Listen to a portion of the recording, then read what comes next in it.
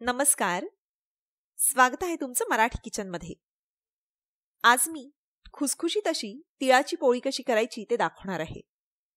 थंडीच्या दिवसात खास संक्रांतीनिमित्त ही तिळगुळाची पोळी केली जाते.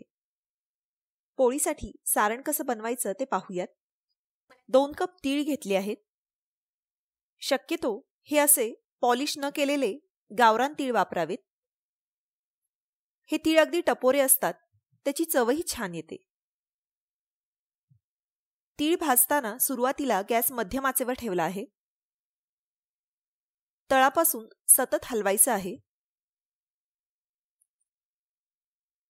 तीळ असे उडायला सुरुवात झाली की गॅस बारीक करून मंद आचेवर भाजत राहावे. तीळ छान खमंग भाजायचे आहेत. 5 ते 7 मिनिटे तरी तीळ भाजायला लागतात. आता 1 कप शेंगदाणे घेतले आहेत.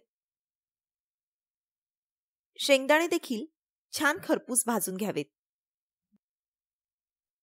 पाव कप बेसन पीठ घेतलं आहे. साजूक तूप घालत बेसन खमंग भाजून घेणार आहोत. अधूनमधून लागेल तसं साजूक तूप यामध्ये घालावं.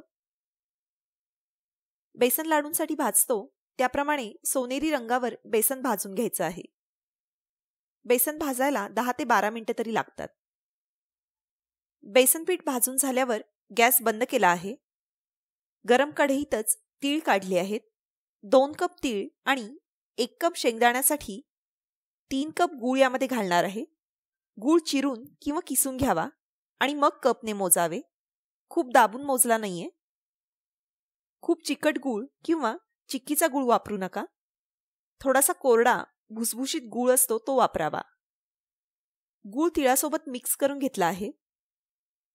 गॅस बंद आहे, परंतु कढई गरम असल्यामुळे गूळ वितळत नाहीये, पण तिळासोबत बऱ्यापैकी मिक्स होतो.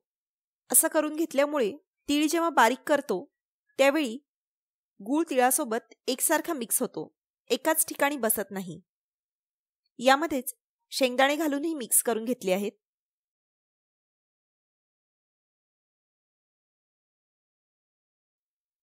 पाव कप खोबऱ्याचा किस घेतला आहे. खोबऱ्याचा किस हलका कुरकुरीत होईपर्यंत भाजून घेतला आहे. या सारणामध्ये खोबरं घालणं ऐच्छिक आहे. भाजलेलं खोबरंही यामध्ये मिक्स केलं आहे. हे मिश्रण पूर्णपणे थंड होऊ द्यावं.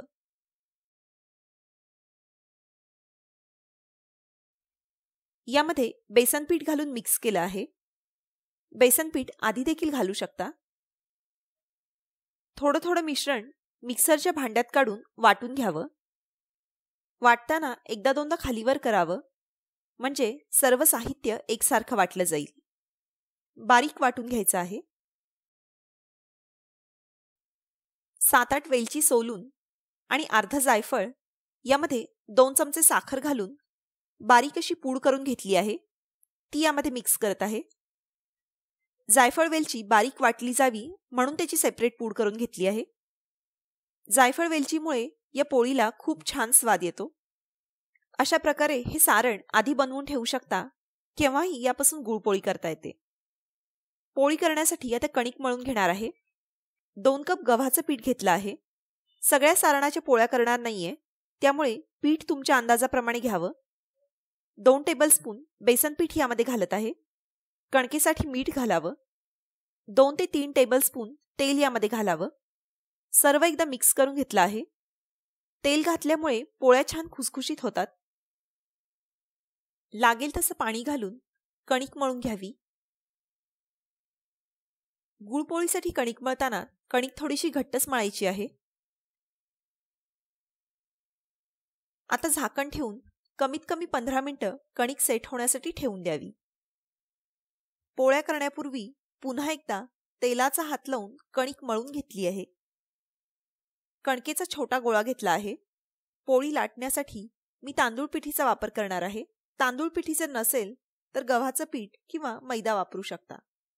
याप्रमाणे गोल पारी बनवून घेऊ शकता.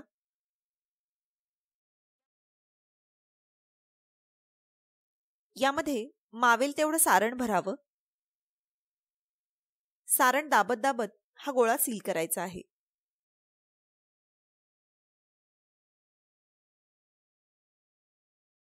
अशा प्रकारे जर बोटांनी पारी करायला जमत नसेल तर छोटी पोळी लाटून यामध्ये अशा प्रकारे पराठ्यांमध्ये सारण जसं भरतो तसं सारण भरू शकता.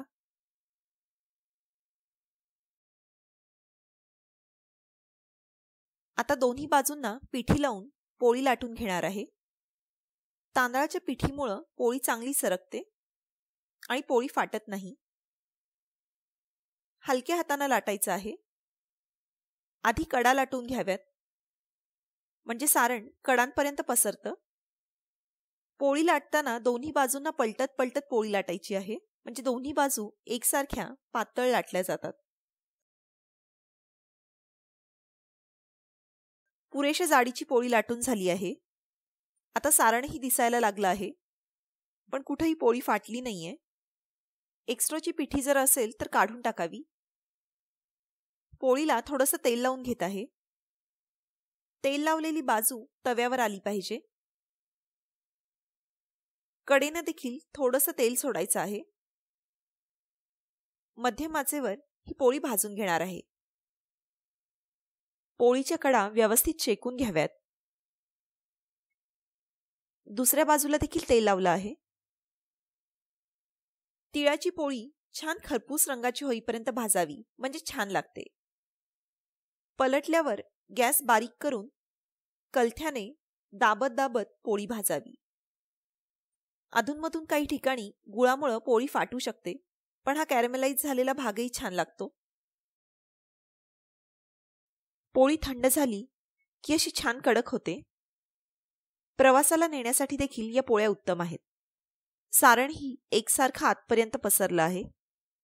भरपूर सारण असलं की ही पोळी खूप छान लागते. जायफळ वेलचीचा छानसा स्वाद या पोळीला येतो. साजूक तूप घालून ही पोळी खाऊ शकता. या पोळ्या खरपूस भाजलेल्या असल्यामुळे खमंग लागतात. तुम्हाला या पोळ्या कशा वाटल्या ते कमेंट्सद्वारे नक्की कळवा. त्याचप्रमाणे मराठी किचनला जर तुम्ही अजूनपर्यंत सबस्क्राईब केलं नसेल तर सबस्क्राईब करा. व्हिडिओ आवडला तर लाईक आणि शेअर जरूर करा. धन्यवाद.